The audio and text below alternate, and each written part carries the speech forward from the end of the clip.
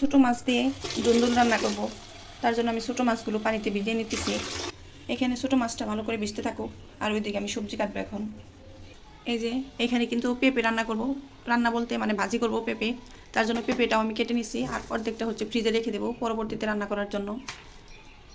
এরপর গতকালকে আমার হাজব্যান্ড হচ্ছে বাজার থেকে দুন্দুল নিয়ে আসছিল। ছোটো মাছটা আমি মূলত এখন দুন্দুল দিয়ে রান্না করব, তার জন্য দুন্দুলগুলো এখন কেটে নিব।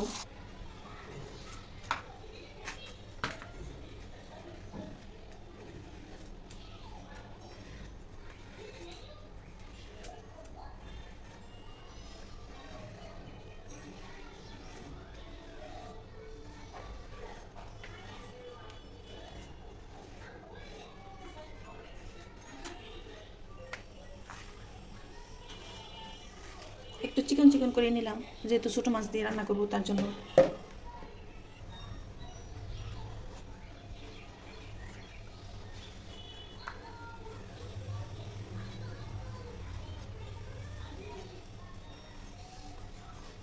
দেশি পোড়লগুলো কিন্তু চুলাইতে অনেকটা ভালো হয়, আর এই হাইব্রিড পোড়লগুলো কিন্তু চুলাইতে পারি না ভালো করে, আর এগুলো খাইতেও তেমন একটা মজা লাগে না। কিন্তু ঢাকা শহরে দেশি পোড়ল তো আর পাওয়া যাবে না, তো কিছু তো আর করার নেই। এই যে এইভাবে আমি কেটে নিতেছি, এর থেকে চিকন করা যাবে না, কারণ ছোটো মাছ দিয়ে যেহেতু রান্না করবো। এই পোটলগুলো কিন্তু এমনিতেই গলে যায়, তার জন্য একটু মোটামুটি রাখলাম, বেশি চিকন করলে গলে যাবে তরকারিতে। সাথে কয়েকটা আলু দিয়ে দেব,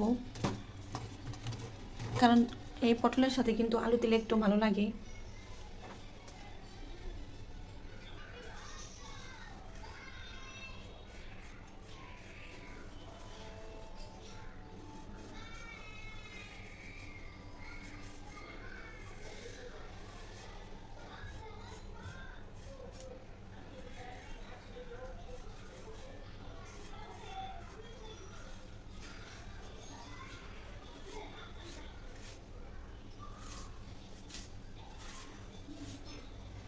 একটু চিকন চিকন করে কাটলাম, আলু যেহেতু একটু শক্ত, যদিও হালকা ভাপ দিয়ে নেব আলুগুলো।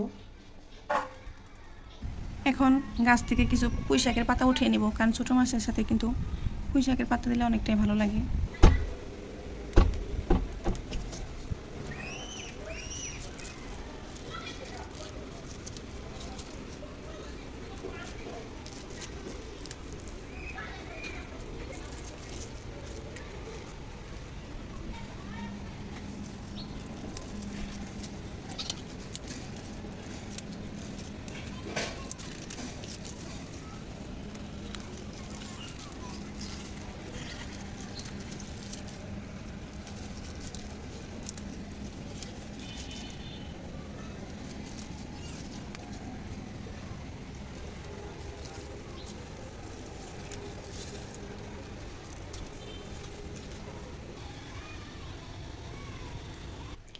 এই দেখেন, আমি কিন্তু এই যে পুঁই শাকের পাতার সাথে তুলে নিয়ে আসলাম। বেলকুনিতে কিন্তু 2টা পুঁই শাক গাছ থাকলে আপনি যখন খুশি তখন গ্রামের মতো পাতা তুলে রান্না করতে পারবেন।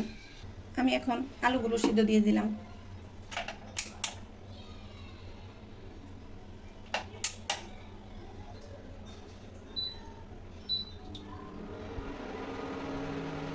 এই যে কারেন্টের চুলায় কিন্তু আমি এখন আলুগুলো সিদ্ধ দিয়ে দিলাম।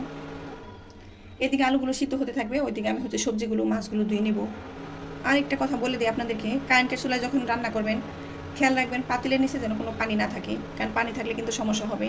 এই জন্য চেষ্টা করবেন পাতিলের নিচে হচ্ছে সবসময় একটা ন্যাকড়া দিয়ে মুছে দেওয়ার। আমিও কিন্তু তাই দিছি, যদিও আপনাদেরকে দেখাইতে পারলাম না।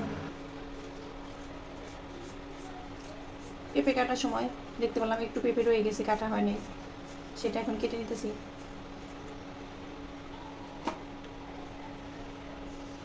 এখন এই যে পেঁয়াজগুলো ভালো করে ধুয়ে নেব, ধুয়ে সবগুলো কেটে কুটে নেব।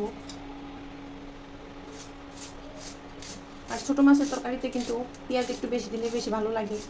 শুধু পেঁয়াজ দিয়ে ছোটো মাছ রান্না করলেও কিন্তু অনেক মজা লাগে চটচড়ি করলে, কিন্তু শুধু পেঁয়াজ দিয়ে রান্না করা হবে না। আজকে আমি দুন্দুল দিয়ে রান্না করবো, কারণ শুধু পেঁয়াজ দিয়ে রান্না করলে কিন্তু পেঁয়াজের পরিমাণটা একটু বেশি লাগে।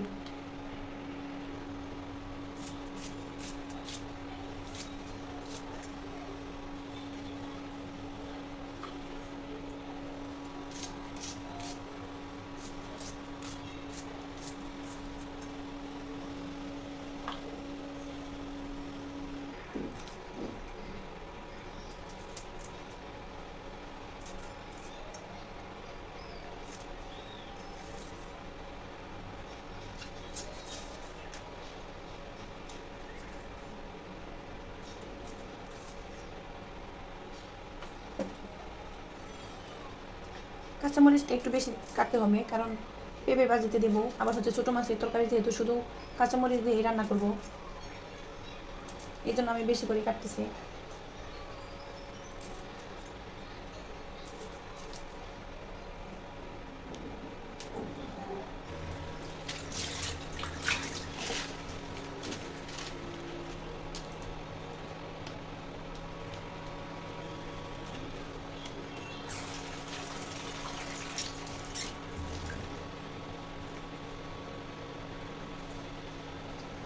ফ্রিজ থেকে একটু আগে যেহেতু বের করছি, মাছগুলো এখনও বরফ সাইডা সারে নাই, তাই কিছুক্ষণ আবার ভিজিয়ে রাখলাম।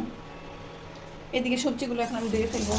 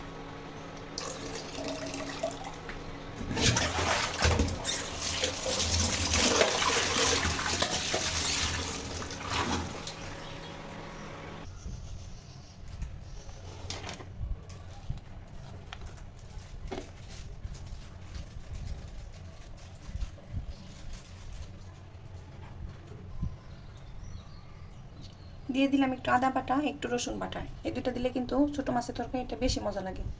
এরপর দিয়ে দিলাম হালকা একটু করে জিরা। এখন দিয়ে দিচ্ছি পরিমাণ মতো লবণ, দিয়ে দিলাম হলুদ, ছোটো মাছে এত হলুদ দেওয়ার প্রয়োজন নেই, হালকা একটু ধনিয়া সস। ধনিয়া সস না দিলেও চলে, তারপরেও আমি দিলাম, অনেকে স্কিপ করে। এরপর দিয়ে দিলাম পরিমাণ মতো তেল, ভালো করে হাত দিয়ে মাখিয়ে নিব। ছোটো মাছের তরকারি কিন্তু হাত দিয়ে মাখিয়ে রান্না করলেই মজা লাগে। আপনি যত বেশি এই মশলাটা মাখাবেন ততই কিন্তু ভালো লাগবে। এখন আমি সবগুলো সবজি দিয়ে দেব।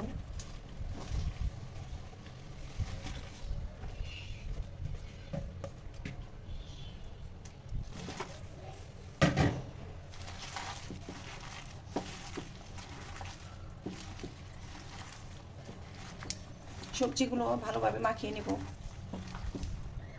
এখন দিয়ে দেব সিদ্ধ করা আলু, এটা আমি আগে সিদ্ধ করে নিয়েছিলাম। আলুগুলো বেশি মাখাবো না, কারণ সিদ্ধ আলু যেহেতু বেশি মাখালে আলুগুলো ভেঙে যেতে পারে। এখন পরিমাণ মতো পানি দিয়ে দেব, বেশি পানি দেবো না, কারণ ধুন্দুল এমনিতে কিন্তু ঝোল উঠে যাবে।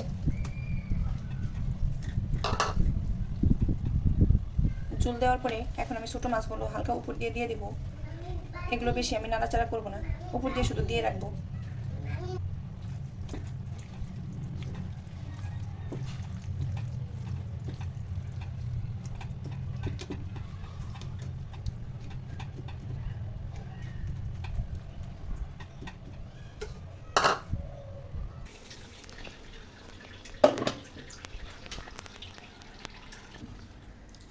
রান্না বসিয়ে দিয়ে এখন আমি পানি ভাত দিয়ে কাঁঠাল খাচ্ছি, আর এই খাবারটা কিন্তু আমার কাছে অনেক মজা লাগে। আপনারা কে কে খান কমেন্ট করে জানাবেন। গ্রামের বাড়িতে কিন্তু মানুষের এটা হচ্ছে একদম জাতীয় খাবার বলা চলে।